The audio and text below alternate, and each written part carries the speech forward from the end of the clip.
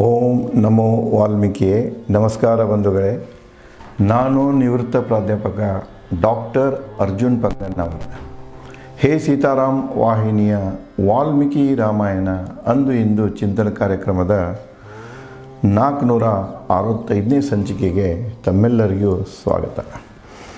ಹಿಂದಿನ ಸಂಚಿಕೆಯಲ್ಲಿ ಸುಗ್ರೀವ ರಾಮನಿಗೆ ಭೇಟಿಯಾಗಿ ತನ್ನೊಂದಿಗೆ ಸೈನ್ಯವನ್ನು ಕರ್ಕೊಂಡು ಬಂದಿರ್ತಾನೆ ಮತ್ತು ದಂಡನಾಯಕನು ಕರ್ಕೊಂಡು ಬಂದಿರ್ತಾನೆ, ವೀರನ ಕರ್ಕೊಂಡು ಬಂದಿರ್ತಾನೆ.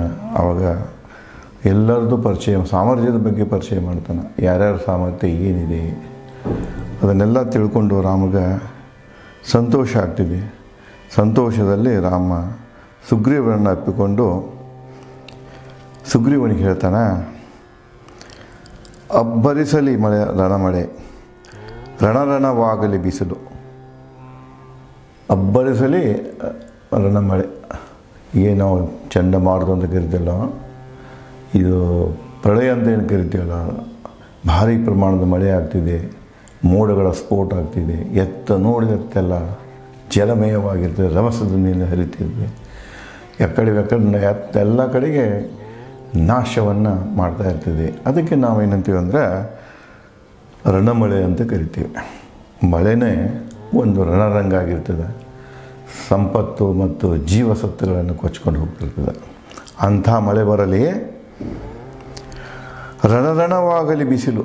ಬಿಸಿಲು, ಮಧ್ಯಾಹ್ನ ಬಿಸಿಲ, ಅದು ರೇಗಿಸ್ತಾನದಾಗ ಅರಣ್ಯ ಯಾವುದಿದು ಮರಳುಗಾಡಿನಾಗ ಹೋದಾಗ ಯಾವ ಪ್ರಕಾರ ಸುಡು ಬಿಸಿಲು ಇರ್ತದಲ್ಲ, ರಣ ಅಂತಿರ್ತದೆ.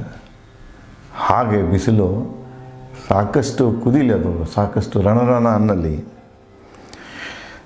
ಚಂದ್ರಮ ಮಂಕಾಗಲಿ, ಹುಣ್ಣಿಮೆ ಚಂದ್ರ ಏನು ಬೆಳಕಿದೆ, ಬೆಳಕು ಕೂಡ ಮಂಕಾಗಲಿ. ನಮ್ಮ ಸ್ನೇಹ ಅಳುಕದು.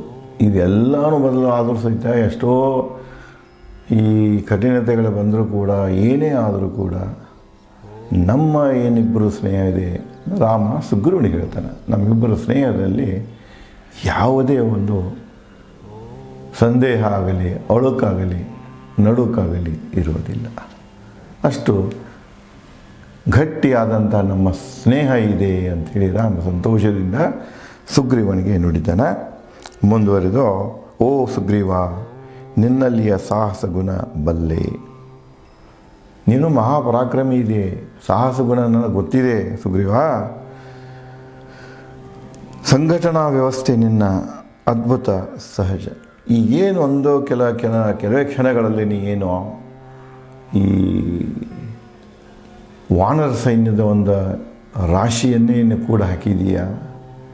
ಒಂದು ಮಹಾಸಾಗರದಂಗೆ ಕಾಣಿಸ್ತಾ ಇತ್ತು. ಅಷ್ಟು ದೊಡ್ಡ ಪ್ರಮಾಣದ ಈ ವಾನರ ಸೇನೆಯನ್ನು ನೋಡುತ್ತಲೇ ನೀನು ಕೂಡ ಹಾಕಿದ್ದು ನೋಡಬೇಕಾದ್ರೆ ನಿನ್ನಲ್ಲಿ ಸಂಘಟನಾ ಸಾಮರ್ಥ್ಯ ಇದೆ. ನಾಯಕನೂ ಸರಿ, ಪರಾಕ್ರಮಿಯೂ ಸರಿ, ಬುದ್ಧಿವಂತನೂ ಸರಿ, ಆದರೆ ಸಂಘಟನಾ ಸಾಮರ್ಥ್ಯ ಇರಲಿಲ್ಲ ಅಂದ್ರೆ ಹಿನ್ನಡೆ ಆಗ್ತಿದೆ. ಅವಕ್ಕೆ ಬೆಲೆ ಬರುವುದಿಲ್ಲ, ಅರ್ಥ ಬರುವುದಿಲ್ಲ, ಮಹತ್ವ ಬರುವುದಿಲ್ಲ.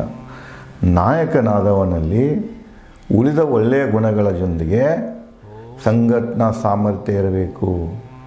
ಯಾರಲ್ಲಿ ಸಂಘಟನಾ ಸಾಮರ್ಥ್ಯ ಇರ್ತಿದೆ ಅವರು ಜನಪ್ರಿಯ ಅನಿಸ್ಕೊಳ್ತಾರೆ. ಉದಾಹರಣೆಗೆ ಇತ್ತೀಚಿನ ಕಾಲದಾಗ ಗಾಂಧೀಜಿಯವರು, ಅವರ ವ್ಯಕ್ತಿತ್ವ, ಅವರ ಸ್ವಭಾವ, ನಡೆ, ನುಡಿ ಜನರನ್ನು ತನ್ನತ್ತ ಆಕರ್ಷಿಸಿಕೊಂಡು ಒಂದು ಸಂಘಟನಾ ಶಕ್ತಿಯನ್ನು ಭಾರತದ ಸ್ವಾತಂತ್ರ್ಯ ಹೋರಾಟಕ್ಕೆ ನೀಡಿತು.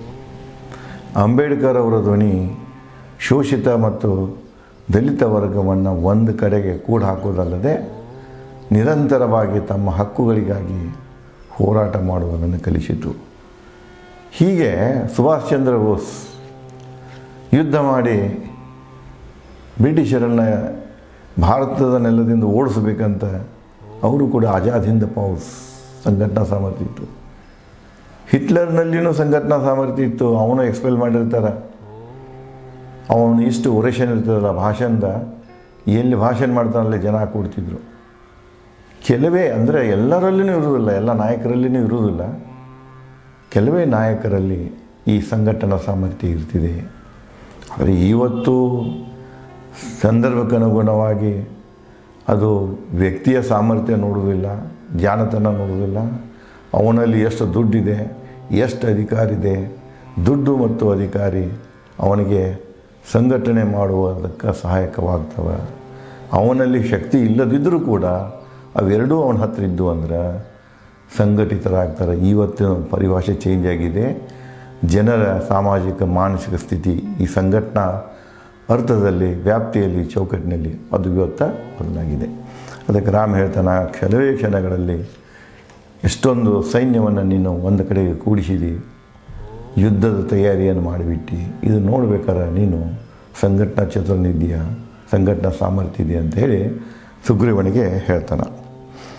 ಅದು ಅದ್ಭುತ ಇದೆ ಮತ್ತು ಸಹಜ ಇದೆ. ಭಾಳ ಪ್ರಯತ್ನ ಮಾಡಿಲ್ಲ ನೀನು, ಸಹಜವಾಗಿ ನ್ಯಾಚುರಲ್ ಆಗಿ ನಿನ್ನಲ್ಲಿ ಇದು ಬಂದುಬಿಟ್ಟಿದೆ.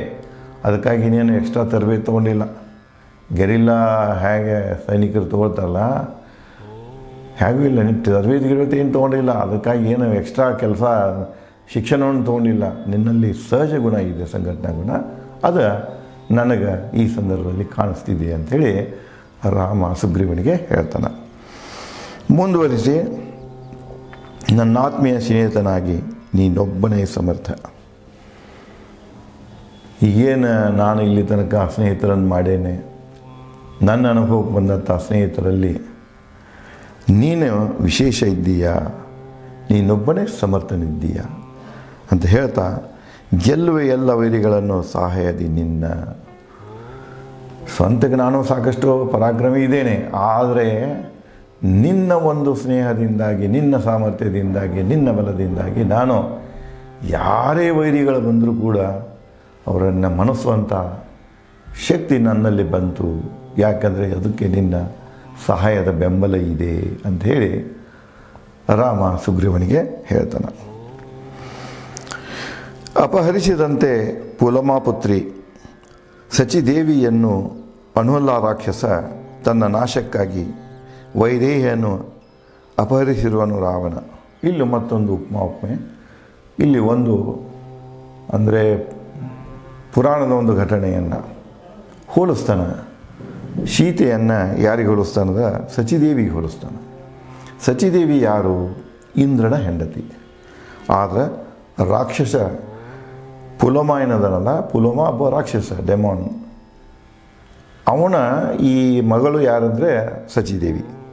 ಸಚಿದೇವಿ ಸೌಂದರ್ಯ ನೋಡಿಕೊಂಡು ಇಂದ್ರ ಆ ರಾಕ್ಷಸನ ಮೇಲೆ ಯುದ್ಧ ಮಾಡ್ತಾನೆ. ಅವನನ್ನು ಸೋಲಿಸಿ ಸಚಿದೇವಿಯನ್ನು ತನ್ನ ಹೆಂಡತಿಯನ್ನಾಗಿ ಮಾಡ್ಕೊಳ್ತಾನೆ. ಯಾರು? ಇಂದ್ರದೇವ. ಮುಂದೆ ಏನಾಗ್ತಿದೆ ಅಂದರೆ, ಮತ್ತೊಬ್ಬ ದೈತ ಅನುಲ ಅಂತ ಇರ್ತಾನೆ, ರಾಕ್ಷಸ, ದೈತ ರಾಕ್ಷಸ. ಅವ ಏನು ಮಾಡ್ತಾನೆ? ಮಹಾಪರಾಕ್ರಮಿ ಇರ್ತಾನೆ. ಇಂದ್ರ ಕೂಡ ಯುದ್ಧ ಸಾರ್ತಾನೆ. ಇಂದ್ರ ಅವನ ಪರಾಕ್ರಮಕ್ಕೆ ಅಂಜಿ ಇವನು ಆ ಕಡೆ ಈ ಕಡೆ ತಲೆಮರೆಸಿಕೊಂಡು ಅಡ್ಡಾಡಕ್ಕೆ ಹಿಡಿತಾನೆ. ಅವನು ಎದುರಿಸುವಂಥ ಧೈರ್ಯ ಇಂದ್ರನಿಗಿರುವುದಿಲ್ಲ. ಅದಕ್ಕೆ ಅವನು ಸಹಜವಾಗಿ ದೇವಲೋಕವನ್ನು, ಇಂದ್ರಲೋಕವನ್ನು ತನ್ನ ಕಬ್ಜಾ ತಗೋತಾನೆ. ಅಷ್ಟಕ್ಕೆ ಸೀಮಿತ ಆಗುವುದಿಲ್ಲವ. ಅವನ ಕಣ್ಣು ಯಾರ ಮೇಲೆ ಬೀಳ್ತಿತ್ತಂದ್ರೆ ಇಂದ್ರನ ಹೆಂಡತಿಯಾದಂಥ ಸಚಿದೇವಿಯ ಮೇಲೆ ಬೀಳ್ತಿದೆ. ಇದು ಹಾಗೆ ಇತ್ತು, ಇವು ಹಾಗೆ ಇದೆ ನೋಡಿ. ಈಗ ನಾವು ಇತಿಹಾಸಗಳನ್ನು ನೋಡ್ತಾ ಹೋದಾಗ ರಾಜ ಮಹಾರಾಜರ ಯುದ್ಧ ಆದಾಗ ಅವರು ಮೊಘಲರೇ ಆಗಿರಲಿ, ರಾಜಪುತ್ರರೇ ಆಗಿರಲಿ, ಎಲ್ಲವರು ಯಾವುದೇ ಮೂಲೆಯವರಾಗಿರಲಿ, ಯುದ್ಧ ಆದ ನಂತರ ಸೋತ ರಾಜನ ಪ್ರತಿ ಸಂಪತ್ತು ಇವ್ರದ್ದಾಗ್ತದೆ. ಆ ಸಂಪತ್ತಿನಲ್ಲಿ ಒಂದು ಹೆಣ್ಣಿನ ಸಂಪತ್ತು, ಅವನ ಸ್ತ್ರೀಯರೇನಿರ್ತಾರೆ, ಪತ್ನಿಯರೇನಿರ್ತಾರೆ, ಅವರು ಕೂಡ ಇವನಿಗೆ ಈ ರಾಜ ಬಯಸಿದಂದ್ರೆ ಅವನ ಹೆಣ್ಣು ಆಗಬೇಕಾಗ್ತಿದೆ, ಇಲ್ಲ ಸೇವಕರೇ ಆಗಬೇಕಾಗ್ತಿದೆ. ಆ ಹೆಣ್ಣಿನ ಸಂಪತ್ತು ಕೂಡ ಏನಾಗ್ತಿದೆ ಅಂದರೆ ಸಂಪತ್ತಂತ ಕನ್ಸಿಡರ್ ಮಾಡ್ತೀವಿ. ಇವತ್ತು ಕೆಲವೊಂದು ದೇಶಗಳಲ್ಲಿ ನೀವು ಅರಬ್ ಕಂಟ್ರಿದಾಗ ಹೋಗಿಬಿಟ್ರೆ ಹೆಣ್ಣಂದರೆ ಅದು ಒಂದು ಸಂಪತ್ತು, ಅಂದರೆ ಮಾರ್ಕೆಟೇಬಲ್ ಕಮಾಡಿಟಿ ಅಂತ ಕರೀತಾರೆ. ಚೈನಾದಾಗೂ ಇದೆ ಅದು. ಈ ದನಗಳ ವ್ಯಾಪಾರ ಹೆಂಗಾಗ್ತಿದೆ, ಚೈನಾ ಗ್ರಾಮೀಣ ಪ್ರದೇಶಗಳಲ್ಲಿ ಮಳೆಗಾಲ ಬಂತಂದ್ರೆ ಅಲ್ಲಿ ಹೆಣ್ಣಾಳುಗಳ ಒಂದು ವ್ಯಾಪಾರ ನಡೀತದೆ, ಕ್ರಯ ವಿಕ್ರಯ ಚಟುವಟಿಕೆಗಳು ನಡೀತವೆ. ಯಾವ ರೀತಿಯಾಗಿ ಎತ್ತುಗಳನ್ನು ಕೊಂಡು ತಗೊಂಡು ಸೀಸನ್ ಮುಗಿದ ನಂತರ ಹೊಳ್ಳಿ ಮಾರ್ತಾರಲ್ಲ ರೈತರು, ಅದೇ ರೀತಿಯಾಗಿ ಅವ್ರು ಏನು ಮಾಡ್ತಾರೆ, ಆಳು ಸಿಗಂಗಿಲ್ಲ ಹೊಲ್ದಾಗ ದುಡಿಯಾಗ 20-30 ಮಂದಿ ಹೆಂಗಸರನ್ನು ಮದುವೆ ಆಗ್ತಾರೆ. ಇದ್ರಾಗ ಹೋಗಿ ಮಾರಾಟದ ಮಾರ್ಕೆಟ್ನಾಗ ಹೋಗಿ ಮದುವೆ ಆಗ್ತಾರೆ, ತಂದು ಅವ್ರನ್ನ ದುಡಿಸ್ತಾರೆ, ಊಟ ಹಾಕ್ತಾರೆ, ಬಟ್ಟೆ ಕೊಡ್ತಾರೆ. ಸೀಸನ್ ಮುಗಿದ ನಂತರ ತೊಗೊಂಡು ಎಲ್ಲಿಂದ ಕೊಂಡು ತಂದಿರ್ತಾರಲ್ಲ ಅಲ್ಲೇ ಹೋಗಿ ಮಾರ್ತಾರೆ. ಅವಾಗೂ ಇದು ಇತ್ತು. ಯುದ್ಧ ಸೋತಾವನೇನಾದ ಸಂಪತ್ತೇನಿದೆ, ಧನ ಸಂಪತ್ತು, ಸ್ತ್ರೀ ಸಂಪತ್ತು, ಮಾನವ ಸಂಪತ್ತು, ಉಳಿದ ಸಂಪತ್ತು ಯಾವುದೇ ರೂಪದಲ್ಲಿದೆ ಆ ಎಲ್ಲ ಸಂಪತ್ತನ್ನು ಒಡೆಯ ಯಾರಾಗ್ತಿದ್ದಂದ್ರೆ ಗೆದ್ದ ರಾಜನಾಗ್ತಿದ್ದ. ಅದಕ್ಕೆ ಇಲ್ಲಿ ಏನಾಗ್ತಿದ್ದೆ ಅಂದ್ರೆ ಇಂದ್ರ ಮುಖ ತಪ್ಸ್ಕೊಂಡು ಓಡ್ತಾನ. ದೇವಲೋಕದ ಮ್ಯಾಗ ಇವಂದ ರಾಕ್ಷಸಂದ ಇದು ಬಂದಿದ್ದ, ಅನುಲ್ಲ ರಾಕ್ಷಸಂದ ಹಿಡಿತ ಬರ್ತಿದ್ದ. ಆವಾಗ ಅವನು ಸಹಜವಾಗಿ ಸಚೀದೇವಿಯನ್ನು ತನ್ನ ಪತ್ನಿಯನ್ನಾಗಿ ಮಾಡ್ಕೋಬೇಕಂತ ಹೇಳಿ ಅವಳಿಗೆ ಹತ್ತಿರ ಅವಳನ್ನ ಅಪಹರಿಸ್ತಾನೆ. ಆವಾಗ ಅವಳೇನು ಮಾಡ್ತಾಳಂದ್ರೆ ಇದ್ರ ಹಾಗೆ ಮಾಡಿ ಈ ಸಿಚುವೇಶನ್ನಿಂದ ಹೊರಗೆ ಬರಬೇಕು, ಈ ರಾಕ್ಷಸನಿಂದ ತಪ್ಪಿಸ್ಕೊಳ್ಬೇಕು, ನಾಶ ಮಾಡಬೇಕಂತ ಇದ್ದಾಗ ಅವಳು ಬೃಹಸ್ಪತಿ ಮುನಿಗಳ ಹತ್ತಿರ ಹೋದಾಗ ಬೃಹಸ್ಪತಿ ಮುನಿಗಳು ಹೇಳ್ತಾರೆ, ನೀನು ಒಂದು ಬುದ್ಧಿವಂತಿಕೆನ ಉಪಯೋಗ ಮಾಡಿ ಅವನನ್ನು ರೇಗಿಸ್ತಾ ಹೋಗಿಬಿಡು. ನಿನ್ನಂಥ ಪರಾಕ್ರಮಿ ಅಲ್ಲ, ಅವನು ಸೋಲಿಸ್ತೇನ ಇವನು ಸೋಲಿಸ್ತೇನ, ರೇಗಿಸ್ತಾ ಹೋಗಿಬಿಡು ನೀನು. ಹೀಗೆ ಎಲ್ಲಿ ತೊಗೊಂಡು ಹೋಗಂದ್ರೆ ಈ ಸಪ್ತ ಋಷಿಗಳೇನದಾರಲ್ಲ ಅವ್ರನ್ನ ಸೋಲಿಸುವಂತಹ ಒಂದು, ಅವ್ರುಗಳು ಯುದ್ಧ ಮಾಡುವಂಥ ಒಂದು ಸನ್ನಿವೇಶನವನ್ನು ನೀನು ಕ್ರಿಯೇಟ್ ಮಾಡು. ನಾವಾಗ ನೋಡು ಅಂತ ಹೇಳಿದಾಗ ಆ ರೀತಿ ಮಾಡ್ತಾಳೆ. ಅವ ಬಂದಾಗ ಅಗಸ್ತ್ಯ ಮುನಿಗಳು ಅವನೇನು ಮಾಡ್ತಾರೆ, ತನ್ನ ಇದು ಬಲದಿಂದ ಅವನೊಬ್ಬ ಸರ್ಪವನ್ನಾಗಿ ಪರಿವರ್ತನೆ ಮಾಡಿ ಒಗಿತಾನೆ. ಆವಾಗ ಇಂದ್ರನು ತನ್ನ ದೇವಲೋಕವನ್ನು ಮರಳಿ ಪಡಿತಾನೆ, ಹೆಂಡತಿನೂ ಪಡಿತಾನೆ. ಅದಕ್ಕೆ ಯಾವ ರೀತಿಯಾಗಿ ಸಚೀದೇವಿಯನ್ನು ತಗೊಂಡು ಹೋದ ರಾಕ್ಷಸ, ಅನುಲ್ಲ ರಾಕ್ಷಸ ತನ್ನಂತ ಹಾಳು ಮಾಡಿಕೊಂಡಲ್ಲ, ಅದೇ ರೀತಿಯಾಗಿ ರಾವಣ ಮಹಾಪರಾಕ್ರಮಿ ದೇವಭಕ್ತ, ಎಲ್ಲನೂ ಇದೆ. ಕೆಟ್ಟ ಚಟ ಯಾವುದಪ್ಪ ಅಂದರೆ ಹೆಣ್ಣಿನ ಚಟ ಇತ್ತು ಅವನಿಗೆ. ಆ ಒಂದು ಹೆಣ್ಣಿನ ಚಟದಿಂದಾಗಿ ಹಾಳಾಗಿ ನಾವು 1000 ಪತ್ನಿಯರಿದ್ದರು ಅವನಿಗೆ. ಮತ್ತು ಮಂಡೋದರಿ ಸ್ವತಕ್ಕ ತ್ರಿಪುರ ಸುಂದರಿ ಇದ್ದಳು, ಸೀತೆಗಿಂತನೂ ಸುಂದರಿ ಸ್ತ್ರೀ ಇದ್ದಳಕ್ಕೆ.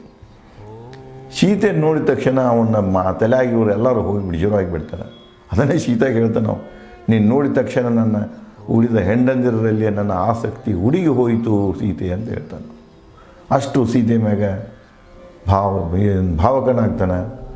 ಮುಂದೆ ಇಲ್ಲಿ ಆ ಸೀತೆಯನ್ನು ಅಪಹರಿಸ್ತಾನಲ್ಲ, ಅಂದರೆ ಯಾವ ರೀತಿಯಾಗಿ ಸಚಿದೇವಿಯನ್ನು ಅಪಹರಿಸಿದ ರಾಕ್ಷಸ ನಾಶವನ್ನು ಹೊಂದಿದ, ಅದೇ ರೀತಿಯಾಗಿ ರಾವಣ ಕೂಡ ಸೀತೆಯನ್ನು ಅಪಹರಿಸಿ ನಾಶ ಹೊಂದುವುದನ್ನು ತೀರ್ಮಾನ ಮಾಡಿಕೊಂಡಾನ.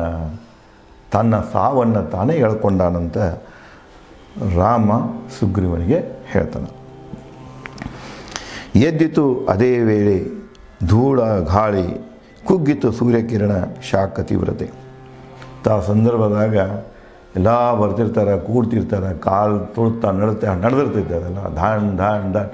ನೀವು ಒಂದು ಸಹಸ್ರ ಸಂಖ್ಯೆಯಲ್ಲಿ ಇರುವಂಥ ಒಂದು ಸೈನ್ಯ ಹೋಗೋದನ್ನು ನೋಡಿದ್ರಂದ್ರೆ ನಿಮ್ಗೆ ಅದರ ಅರಿವಾಗ್ತಿದೆ. ಭೂಮಿ ಹೆಂಗೆ ಅದರ್ತದೆ, ಅವ್ರ ಕಾಲದ ಸಪ್ಪಳ ಹೆಂಗೆ ಕೇಳಿಸ್ತಾವೆ, ಮತ್ತು ಯಾವ ರೀತಿ ಧೂಳಿ ಹೇಳ್ತದೆ, ಆಕಾಶ ಹೆಂಗೆ ಕಾಣಿಸ್ತದೆ, ಸೈಡ್ ಇದ್ದಂಥ ಗಿಡ ಅರಣ್ಯಗಳಲ್ಲಿರುವಂಥ ಮೃಗಗಳು ಹೆಂಗೆ ಚಿಲ್ಲಾಪಲ್ಲಿ ಓಡಾಡ್ತಾವೆ, ಹಕ್ಕಿಗಳು ಹೆಂಗೆ ಹೌಹಾರಿ ಅಡ್ಡಾಡ್ತಾವೆ. ಇದೆಲ್ಲ ದೃಶ್ಯ ಇಲ್ಲಿ ಬಂದಾಗ ಧೂಳಿ ಹೇಳ್ತದೆ. ಧೂಳು ಎದ್ದಾಗ ಸೂರ್ಯ ಆ ಧೂಳದ ಮಧ್ಯದಲ್ಲಿ ಅವನ ಶಾಖ, ಅವನ ಶೆಕೆ ಏನಿತ್ತಲ್ಲ ಅದು ಕಡಿಮೆ ಹೋಗ್ತಿದ್ದ, ಅವನ ಪ್ರಖರತೆ ತೀವ್ರತೆ ಕಡಿಮೆ ಆಗ್ತಿದೆ. ಇನ್ನು ಇದೇ ರೀತಿಯಾಗಿ ಮುಂದೆ ಈ ರಾಮ ಮತ್ತು ಸುಗ್ರೀವರ ಮಧ್ಯೆ ಮತ್ತೇನು ಬೆಳವಣಿಗೆಗಳಾಗ್ತವೆ, ಏನು ಸಂವಾದಗಳು ನಡೀತವೆ, ವಾಲ್ಮೀಕಿಯವರು ಎಂಥ ಕಾವ್ಯ ರಚನೆಯ ದರ್ಶನವನ್ನು ನಮಗೆ ಮಾಡ್ತಾರೆ, ಉಪಮಾ ಅಲಂಕಾರಗಳ ಬಳಕೆಯನ್ನು ಯಾವ ರೀತಿಯಾಗಿ ವ್ಯಕ್ತಪಡಿಸ್ತಾರೆ ಅನ್ನೋದನ್ನು ನಾನು ತಮಗೆ ಮುಂದಿನ ಸಂಚಿಕೆಯಲ್ಲಿ ಹಂಚಿಕೊಳ್ಳುತ್ತೇನೆ. ಧನ್ಯವಾದಗಳು.